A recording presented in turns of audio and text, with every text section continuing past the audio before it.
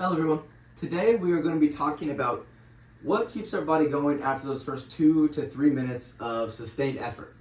That's going to be aerobic glycolysis, similar to anaerobic glycolysis, and the fact that we use glucose and glycogen still, or carbohydrates, to create our ATP.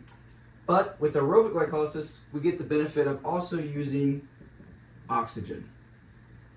Oxygen is going to increase the amount or the efficiency of ATP we produce. However, it takes about 2 to 3 minutes for this aerobic glycolysis system to kick in. That's why we have the anaerobic and phosphagen system to hold out until aerobic can take over, right? So now, when do we use aerobic glycolysis in sports specifically?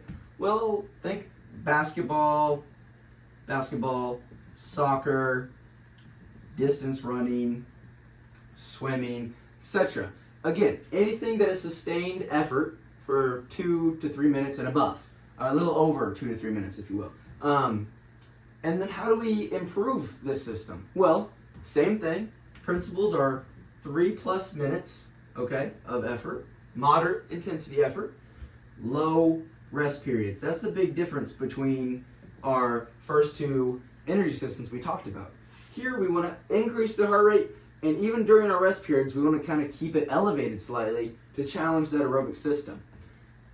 Some example workouts might be longer intervals, okay? So think like 3 to 8 minutes maybe at 70 to 85% heart rate.